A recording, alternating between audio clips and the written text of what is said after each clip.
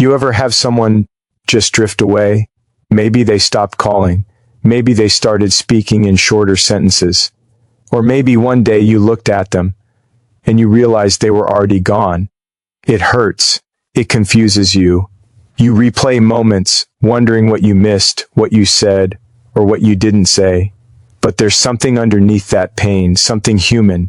Tonight I want to talk about that, about why people pull away, not just in relationships, but in friendships, family, even in our work.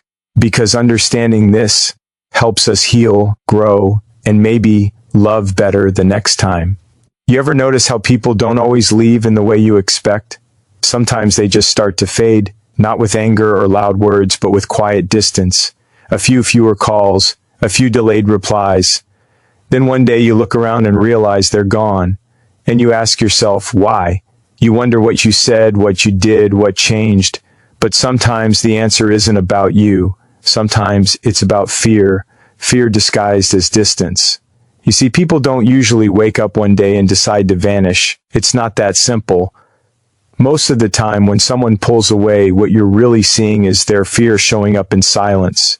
Fear of being seen too deeply. Fear of being loved for who they really are. Fear of not being enough once you truly get to know them. It's strange. We all crave closeness, but for some people, that closeness feels like standing at the edge of a cliff.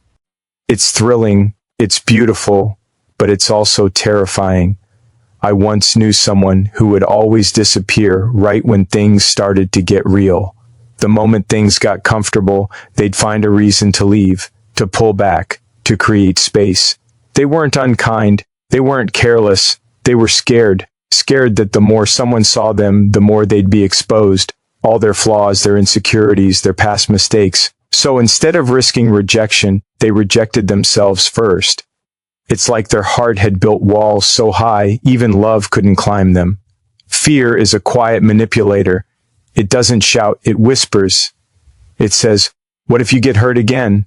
It says, remember last time? Don't let it happen again. And before you know it, people start believing that distance equals safety. But it's a trick, because the truth is, distance doesn't protect you. It just keeps you lonely in a safer place. When people pull away, they're not always running from you. Sometimes they're running from the parts of themselves they're not ready to face. The parts that believe love always ends in pain. The parts that think vulnerability is weakness. There's a term psychologists use called avoidant attachment. It means some people have learned, often from childhood, that being too close to others isn't safe. Maybe they had a parent who was inconsistent, or someone who left when they needed them most. So now, even as adults, when things start to feel too real, they back away. It's not about a lack of love. It's about a fear of loss before love has a chance to grow. It's painful when that happens to you. You start questioning your worth, thinking, was I too much? Did I push too hard? Should I have done less? But here's something important. It's not always about being too much. Sometimes it's about the other person's inability to receive what you were ready to give. Fear distorts perception. When someone's afraid, love can feel like pressure, care can feel like control, and closeness can feel like suffocation. Imagine holding a mirror up to someone who's been avoiding their reflection for years. That's what love does. It shows people who they are, and not everyone is ready to look. So they pull away, not because the reflection is ugly, but because it's honest. I think we all carry a bit of that fear, don't we? We've all been burned by closeness. We've all learned to flinch at the idea of being open again. But some of us fight through it, while others retreat behind invisible lines, convincing themselves it's better this way. The tragedy is, in protecting themselves from pain, they also protect themselves from connection, the very thing they crave most. There's a story I once heard about a man who rescued a stray dog. Every time he reached out, the dog would growl, cower, and hide. It wasn't that the dog didn't want love, it just didn't trust it yet. The man didn't force it. He gave it space, consistency, time. Slowly, the dog began to believe the hand reaching out wasn't going to hurt it. And when it finally did, when it finally leaned into that hand, something beautiful happened. The fear didn't disappear overnight, but it softened. That's what happens with people too. Fear softens when it feels safe, but you can't force that process. You can't chase someone's fear away with love alone. You can only offer truth, patience, and boundaries, because when you chase someone who's running from fear, you end up running too, and eventually you lose yourself in the process. If someone is pulled away from you, don't blame yourself. Don't twist your light to fit someone else's darkness. Sometimes the kindest thing you can do is let them go, with empathy but without self-blame. They're on their own journey, a quiet, internal battle between fear and trust. Maybe one day, they'll find their way back to closeness. Maybe they won't. But either way, your love wasn't wasted. Because love that's real doesn't vanish when distance appears. It just changes form. It becomes understanding. It becomes compassion. It becomes strength. Fear disguised as distance is one of the oldest human defenses. But the truth is, connection is always stronger than fear. And even when someone can't meet you there, don't let their distance teach you to retreat. Let it remind you to love anyway, to stay open, to keep showing up, because your courage to stay open is the only thing that keeps the world from going completely silent. There comes a moment when the heart feels like it's carrying too much, when every emotion that once made us feel alive starts to feel like weight. You know that feeling, when conversations that used to bring comfort now feel exhausting, when being around people drains instead of fills you, when the sound of your own thoughts feels louder than anything outside. That's what emotional overload looks like. It's not always visible. It doesn't always come with tears or breakdowns. Sometimes it shows up as silence, withdrawal, or that sudden distance you can't explain. When someone pulls away, it's easy to take it personally. You start wondering, did I do something wrong? Did I say too much? Did I not say enough? But often that distance isn't about rejection. It's about survival. People retreat not because they've stopped caring, but because they're overwhelmed. Their mind and heart are on overload, and the only way they know to regain balance is to step back from everything, even from the people they love. Psychologists say that when stress or emotional intensity becomes too high, the brain shifts into what's called self-preservation mode. It's like an internal emergency switch that flips when your emotions threaten to consume you. The body and mind start pulling resources inward, away from connection, conversation, or confrontation. You stop answering messages, you cancel plans, you avoid eye contact, not because you've stopped loving, but because you've run out of emotional energy to give. I once knew someone who seemed to disappear every few months. They weren't dramatic about it. They didn't announce their exit, they just faded. Later, they told me that when life became too much, when work, relationships, and expectations collided, they would shut down completely. They said, "It's not that I don't care, it's that I don't know how to handle everything without breaking." That hit me hard, because it reminded me how often we confuse distance with indifference, when sometimes it's just exhaustion. We live in a world that tells us to keep going no matter what, to grind, to smile, to stay strong, to answer texts, to show up even when we're empty. But humans aren't machines. We're built for balance, and when life gets too loud, stepping back isn't weakness, it's wisdom. Think about your phone battery. When it hits 1 it doesn't keep pushing. It shuts down. Not because it's broken, but because it needs to recharge. The same goes for us.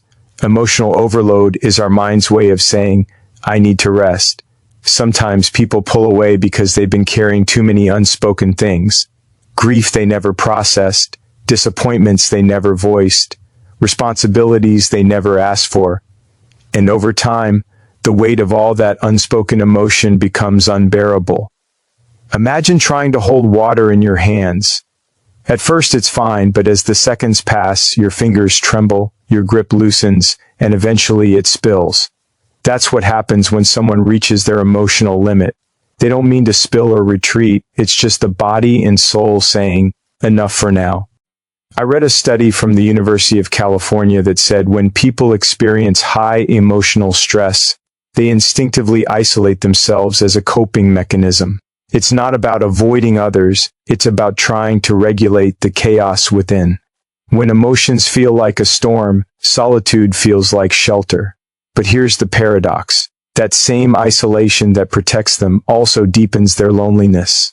It's a cycle that feeds itself. The more overwhelmed they feel, the more they withdraw, and the more they withdraw, the more alone they become.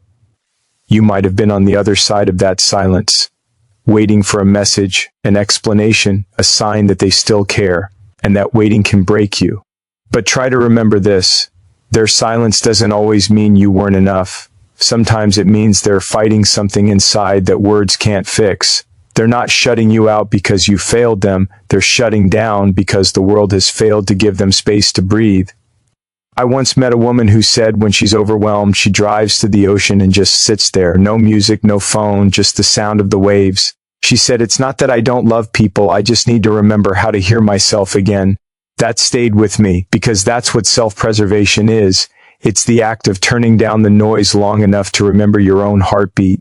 We all reach our limits sometimes, and when that happens, stepping away isn't abandonment, it's recovery. The danger comes when we don't allow others or ourselves that space to heal. We demand explanations, closure, constant availability, but true empathy means understanding that silence can be sacred, that sometimes the greatest gift you can give someone is the freedom to retreat without guilt. If someone has pulled away from you, try not to fill that space with resentment or assumptions. See it for what it might be, a sign that they're overwhelmed, tired, trying to piece themselves back together. Maybe they'll come back, maybe they won't. But either way, you can choose to respond with compassion, not anger, because one day you'll need that same grace yourself. In the end, emotional overload isn't a flaw. It's proof of how deeply we feel, how much we've carried, how hard we've tried to stay strong.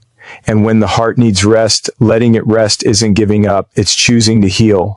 Because only when we return from that quiet, only when we've caught our breath again, can we truly reconnect, not out of survival, but out of strength. There's something hauntingly familiar about the way people pull away right when love or connection starts to deepen. You can feel it, that subtle shift in energy. The texts slow down, the laughter fades, the conversations that used to stretch into the night start to shrink into polite exchanges. You replay moments, wondering what changed. You look for signs, for reasons, but sometimes it's not about you. Sometimes it's about what they see when they look in the mirror. Because when someone struggles with self-worth, closeness doesn't feel like safety. It feels like exposure. The truth is, love acts like a mirror.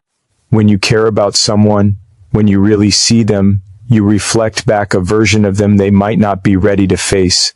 You show them beauty they've forgotten, strength they don't believe in, goodness they don't trust. And for some people, that's terrifying. Because if they've spent their whole life feeling not enough, being loved becomes confusing. It clashes with the story they've been telling themselves. I once knew a man who could light up every room he walked into. He had that kind of energy, confident, kind, magnetic. But when people tried to get close, he'd push them away. He'd joke his way out of sincerity, turn vulnerability into a punchline. One night he told me, "I'm scared people only love the version of me I let them see. Because if they saw the rest, the tired, broken, uncertain parts, they'd leave." That's the tragedy of low self-worth. It makes people hide their truest selves out of fear that honesty will cost them love. But what they don't realize is that the hiding is what ends up breaking the connection. People who feel unworthy often sabotage the very relationships they crave.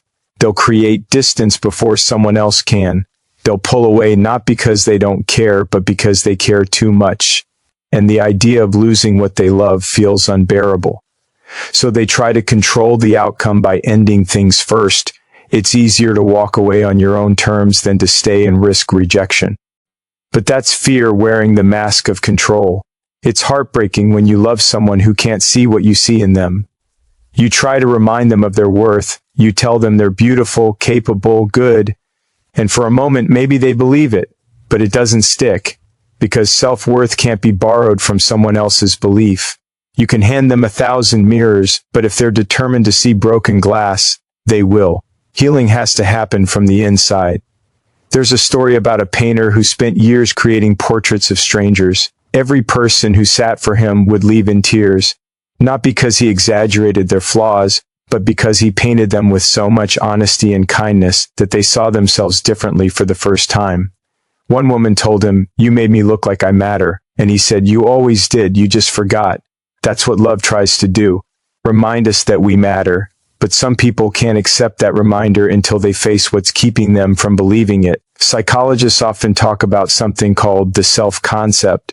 It's the internal image we hold of who we are, shaped by years of experiences, words, and wounds. If that image is damaged, even genuine love can feel like a lie. When someone says, "You're amazing," the mind of a person with low self-worth whispers, they don't really mean that, so they pull away to protect themselves from what they think will be inevitable disappointment. They mistake care for pity, interest for obligation, kindness for manipulation. Not because they're cynical, but because trust feels dangerous when your self-image is built on doubt. We live in a world that teaches us to measure our worth through achievement, appearance, or approval. And when those things fade, when the applause stops, when beauty changes, when people move on, many are left standing in front of a mirror they don't recognize. They start to believe they've lost their value, when in truth, their value was never meant to depend on anything external. But that's a hard truth to learn. It takes time. It takes falling apart, rebuilding, and realizing that self-worth isn't something you earn. It's something you remember.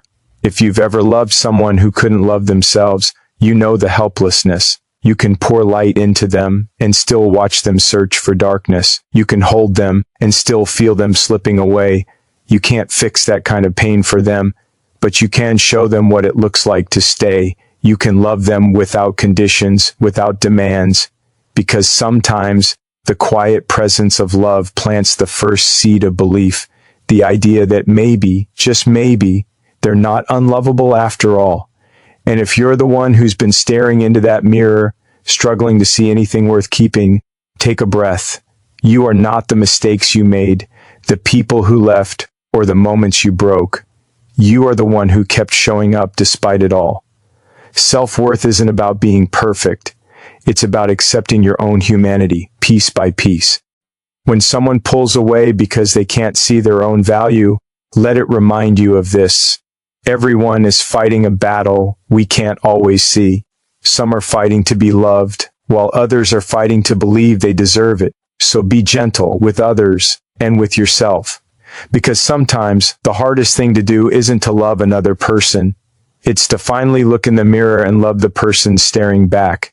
There's a quiet kind of ache that comes from meeting the right person at the wrong time. It feels almost cruel, doesn't it? To find someone who understands you, who sees you, who makes you feel something you thought you'd forgotten, only for life to whisper, "Not yet."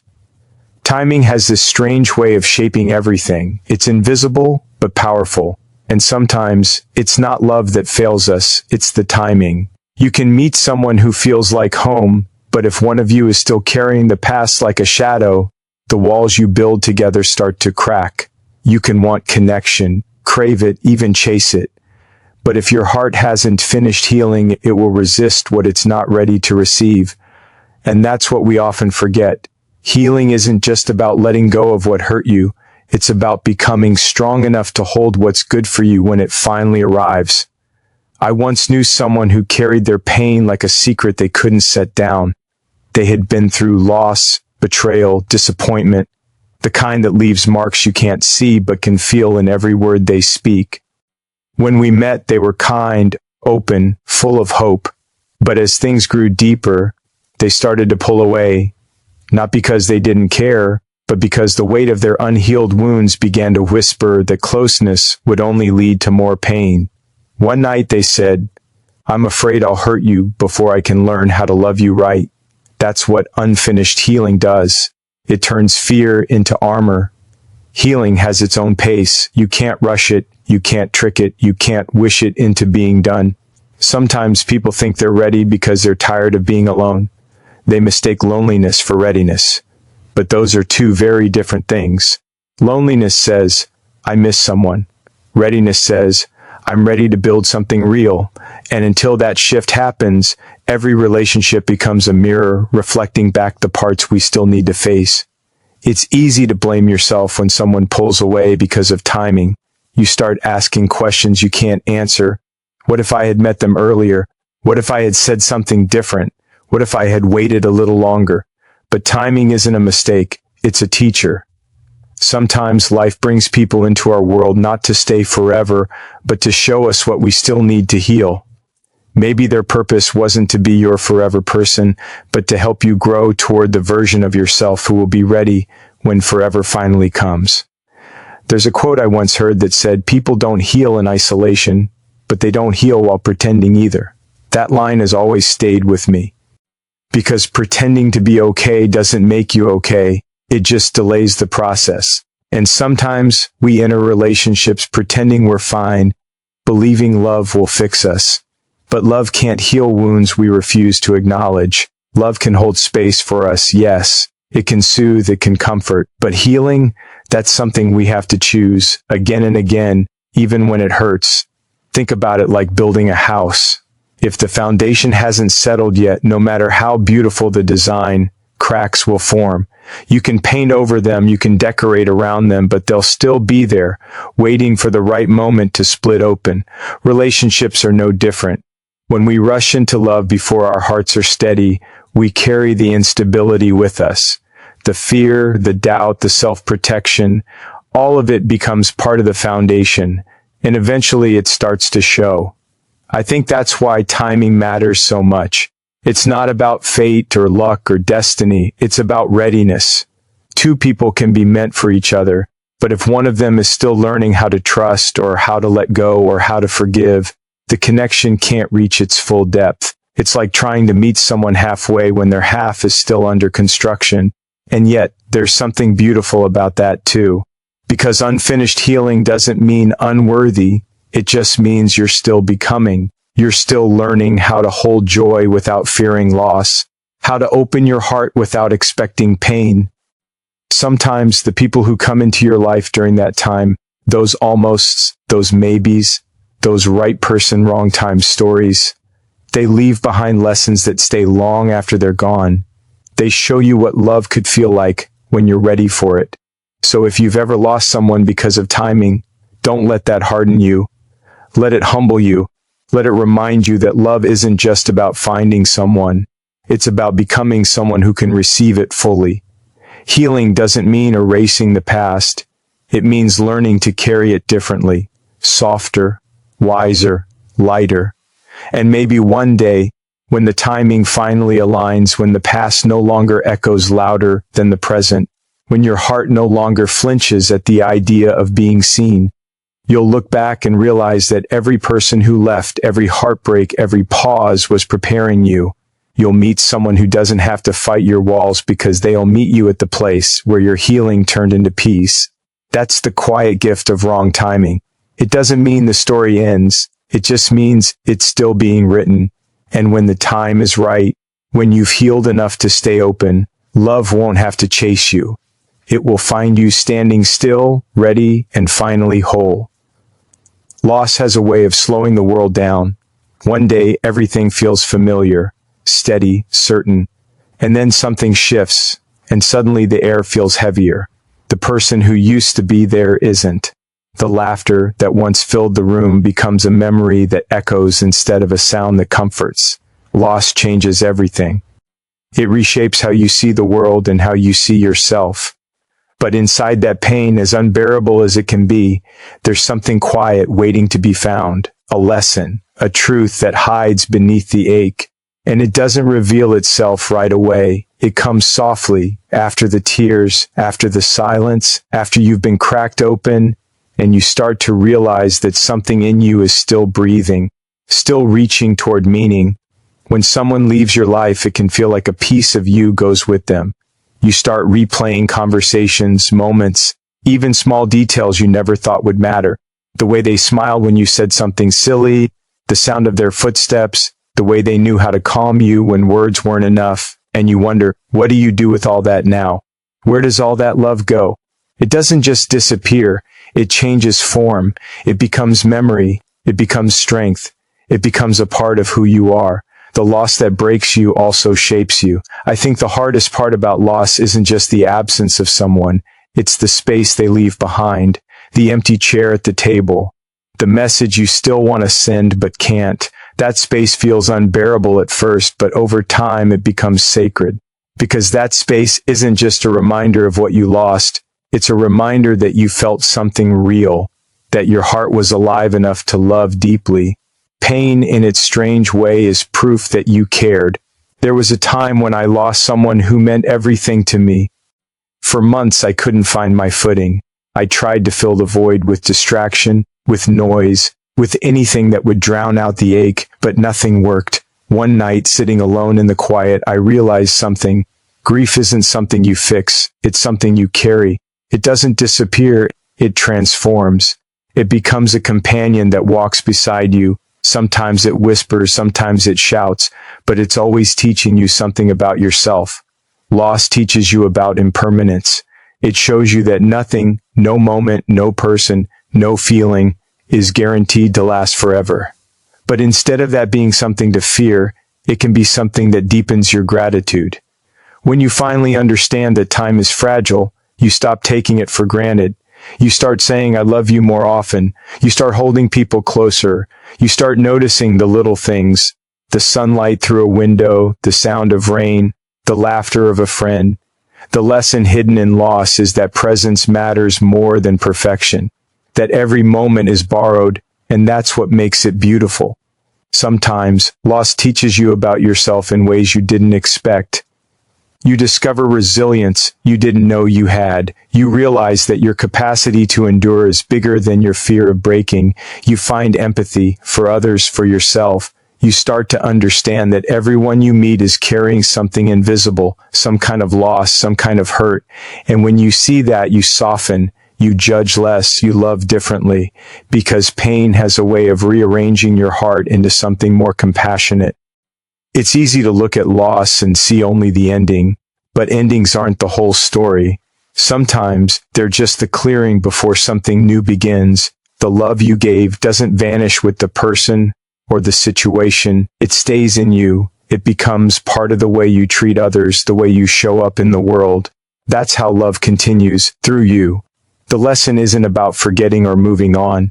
It's about integrating what was lost into who you're becoming. There's a quote that says, closure isn't something they give you, it's something you create. And that's true. Waiting for someone else to make sense of your pain keeps you stuck.